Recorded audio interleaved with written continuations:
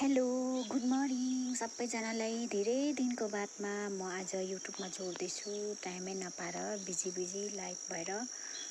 अनि तपाईँहरूलाई देखाउन सक्छु है। मैले सधैँ तपाईँहरूलाई फुल मात्रै देखाउँदै थिएँ, फुलहरूको साथसाथ चाहिँ मेरोमा ग्रिन भेजिटेबल फ्रुटहरू पनि छ, देख्न सक्नुहुन्छ।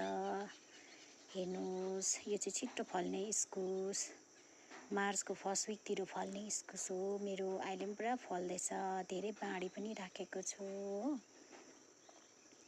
अन्त देख्न सक्नुहुन्छ तपाईँहरूले, मेवा पनि देख्न सक्नुहुन्छ। यति बेसी फलेको छ, यति बेसी बाँडे। यसको सिप्लिङ पनि मैले अब रेडी गरिसकेको छु, देख्न सक्नुहुन्छ हो। अब बारीमा लगाउनुको लागि यसको सिडहरू पनि रेडी गरिसकेको छु, बिरुवाहरू पनि देख्न सक्नुहुन्छ।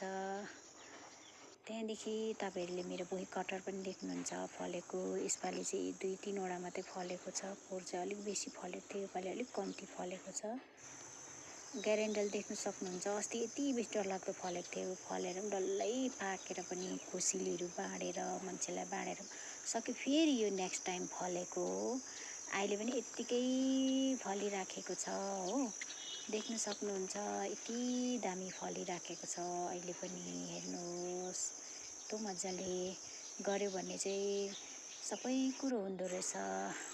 तपाईँले देख्न सक्नुहुन्छ, मेरो यो डल्ले खोर्सानी हो। डल्ले खोर्सानी पनि एकदमै हेल्दी भएर राम्रोसँगले आएको छ। यो चाहिँ मेरो जरबेराको फ्लावर हो। मैले चाहिँ यसलाई चाहिँ सानो हट हाउस बनाएर लगाएको छु। यो पनि मजाले हेल्दी भएर आएको छ। यो 2-3 कलरमा छ।